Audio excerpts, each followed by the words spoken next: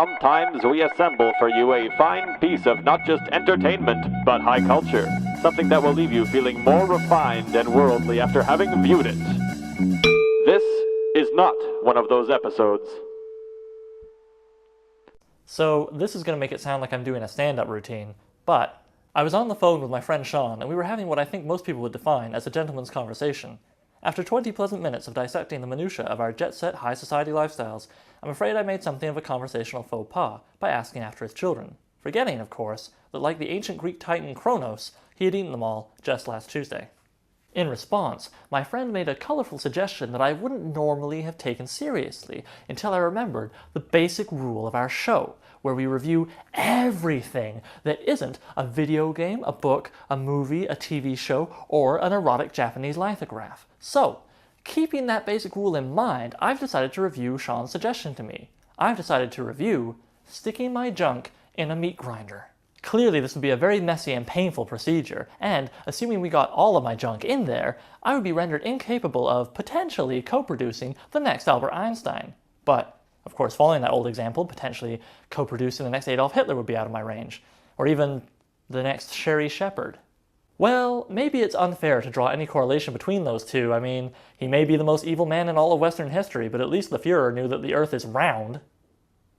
If I hopped in a time machine and went back to put prepubescent all of his junk in a meat grinder, then I could grow up to become a castrati. You know, one of those castrated, male, generally Italian singers from days gone by who are able to sing in a soprano, mezzo-soprano, or contralto voice long after puberty would normally have wrecked their ability to do so. You know, guys who would probably be pretty angry if they found out that music producers today can alter your voice without having to destroy your ability to have a fully fledged sex life.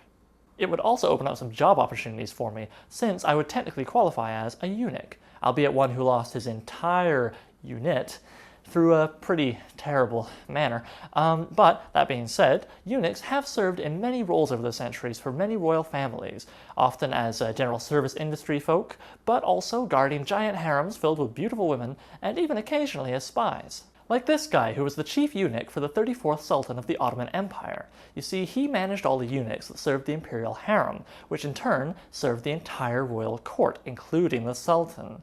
They heard everything. So, basically, the next time you talk to that guy at the office who always has all the hot gossip, imagine him with mangled junk and the ability to manipulate royals. Since I'd be using a meat grinder, I guess I'd also be creating a small meal. A gigantic meal? Gigantic meals. So many gigantic meals that I'd probably be able to solve world hunger. At least, for all the non-vegetarians. Man, if I did that, I'd be a hero. You know what? I'm gonna do it. I'm gonna stick my junk in a meat grinder. I'll get a hell of a story to tell people, and, if cliches are to be trusted, women will pay a lot more attention to me. Chicks dig scars. Well, even if that's true, I hear women also like a man who isn't afraid to talk about his feelings.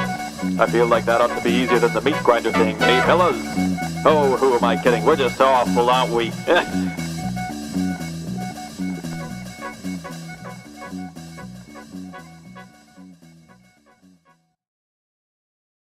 I would be rendered incapable of potentially producing the next Adolf